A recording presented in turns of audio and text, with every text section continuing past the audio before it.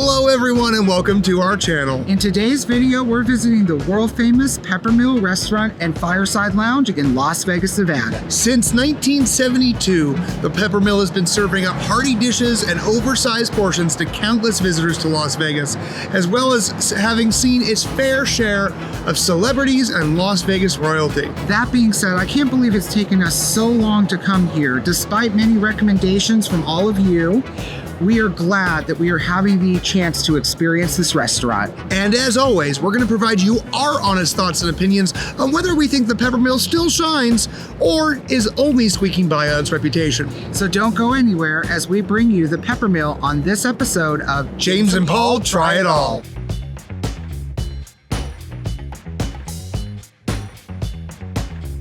Considered to be a timeless must-visit stop on the Las Vegas Strip, the Peppermill Restaurant and Lounge is a vibrant diner with a cool atmosphere, classic cocktails, and an abundant selection of food and desserts.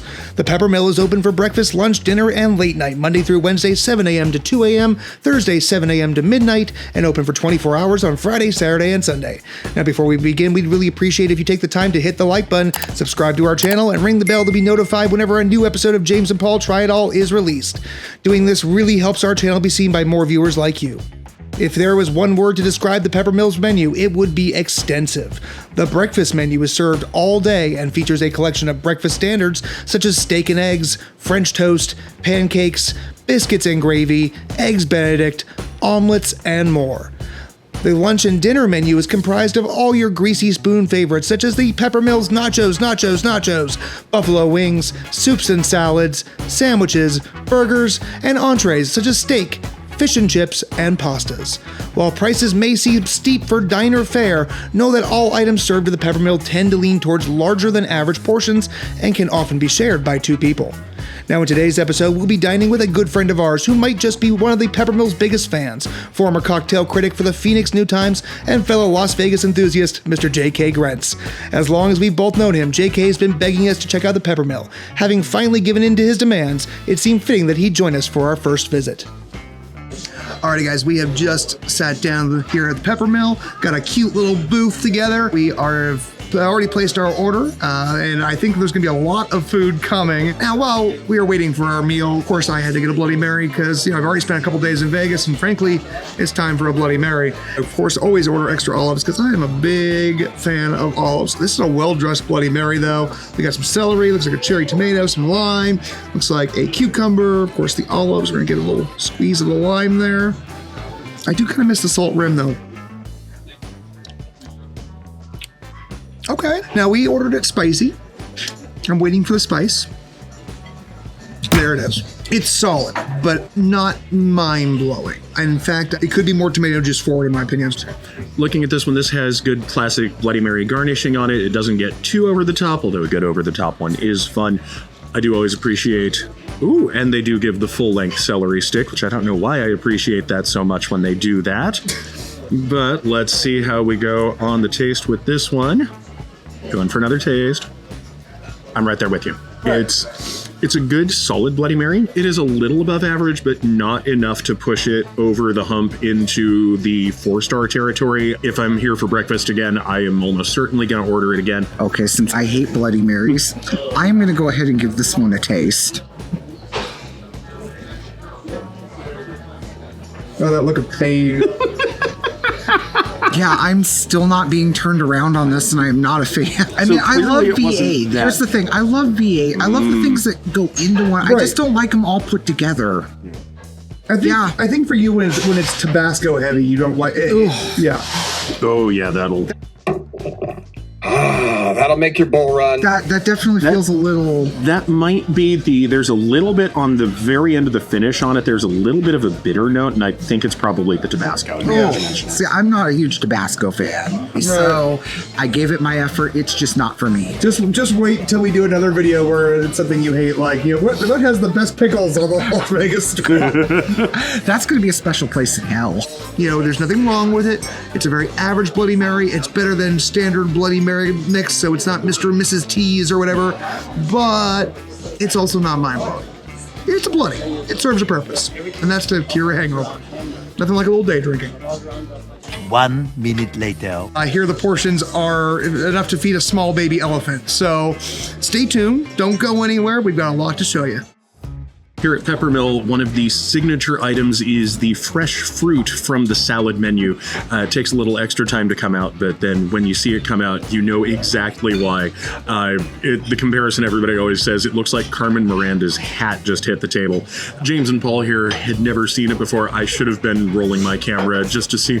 They were laughing so much when it hits. It's nothing can prepare you for the first time you see one. This is a and it comes with banana bread.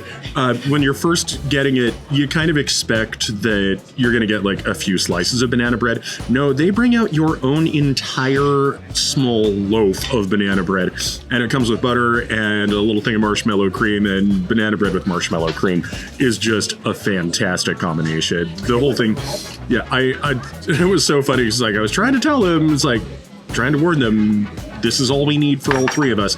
And they still got their own entrees anyway. We'll eat as much of this as we can. It's one of the things about coming here to the Peppermill and getting the fresh fruit. It's like, I don't know if there is a deity or not. Sometimes, yeah, I kind of doubt it. But the fresh fruit plate is just one of those things that is at least a little evidence that there's a tender, loving God out there somewhere that just wants us to be happy.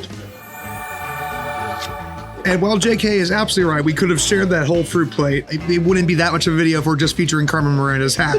That being said, I went with the country fried steak and eggs, a classic breakfast favorite of mine. You can't go wrong with, fried meats covered in gravy. Let's go ahead and dig in before this gets cold. I'm gonna start with the chicken fried steak, country fried steak. So there we go.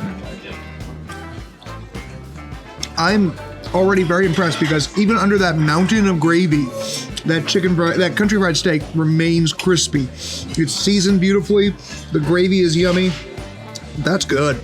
Let's go ahead and get some sourdough toast. We're gonna dip it in these beautiful sunny side up eggs. Perfectly buttered. Eggs are great. Cooked perfectly. Yolky. I love how there's grill marks on the bread. That's beautiful. Let's taste the hash browns next. I'm making a mess here. I don't know, I'm never gonna finish this all. Classic diner hash browns, nice and crispy on the outside, soft and chewy on the inside, just the way I like them. All in all, I think I'm gonna enjoy this breakfast thoroughly. Okay, so I went with the beef bulgogi Loco Moco. Now, I just got turned on to Loco Moco on this Vegas trip. I don't know where it has been all my life. So we're gonna go ahead and give this a taste.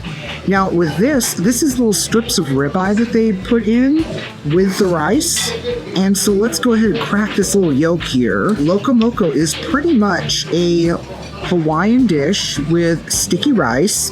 It has usually a beef patty. It's covered with a gravy, and then it's topped with like a fried egg. This one's different because it's strips of ribeye and it's spiced with the bulgogi seasoning. So it's a little bit of Korean with a little bit of Hawaiian. Let's go ahead and give this a taste. Two very large communities in the Vegas area. Definitely. I like this. The gravy's nice and sweet. There's a nice sweetness from the beef, so it's not like your standard beef patty. The rice actually pairs nicely to balance it, and it's actually a sticky rice, which is perfect. And then once you get that egg yolk fried into it, everything just blends together perfectly. I'm actually quite happy with this. And also, unlike some of the other ones, if you're looking for a smaller portion size, this is actually going to be a great breakfast for you. That's still a pretty big portion. Is that a big portion? You're gonna be satisfied when you're. Am I? Yeah, Okay. it's deceptively generous. Well, I will say it does look like a perfect portion size for me. All in all, everything here has been really freaking yummy. And I just gotta say, I understand why this has been a Vegas institution. It totally makes sense why it has lasted as long as it has, why it's been featured in so many movies and television, why it's been a popular spot for celebrities. This is a great dining experience. It's not pretentious. It's not trying to be anything that's not meant to be. You know, it is the quintessential comfort food at its best. So I do want to say one thing about Peppermill. This is your basic classic diner with a little bit of a Vegas twist. I love this place. That Loco Moco was amazing. Everything that I tried off of that fruit platter was amazing. And you know what? I'm a sucker for just diner food. But this is diner food just amped up a bit at a colossal size. So with that being said, I have to give Peppermill high marks here. And coffee. Beyond their delightful diner experience, the Peppermill is home to the popular and rather funky Fireside Lounge. Walking through the door, you find yourself in a time capsule from the 1970s and greeted by a sexy little fire pit, plush booths and couches, and a dimly lit interior bathed in purple and red hues. The Peppermill Restaurant and Fireside Lounge features a daily happy hour from 3 p.m. to 6 p.m. with special pricing on well drinks, select beers and house wines, as well as half-price select appetizers.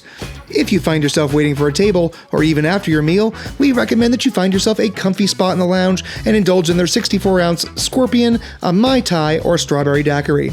If you're feeling lucky, why not pull up a seat at the bar for a little video poker? It is Las Vegas after all. The Peppermill's Fireside Lounge is a long-standing popular spot to start or end your night on the Las Vegas Strip, so keep in mind that wait times and seating availability may vary during peak business hours.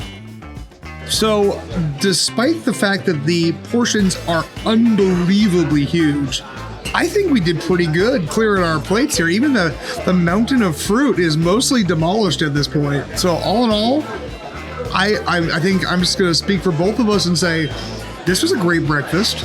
I would absolutely come back to Peppermill. I'm kind of kicking myself that of all the Vegas trips we've made, that we've never made a point to come and have breakfast or any meal here. I would love to come back, especially for a late night meal. That being said, folks, if you've enjoyed today's video, be sure to hit that like button, subscribe to our channel, and don't forget to ring that bell to stay up to date with notifications whenever a new episode of James and Paul Try It All is released every Saturday, as well as Slot Play Sunday on Sundays. Thank you guys so much for watching. We really appreciate it. Have a great week.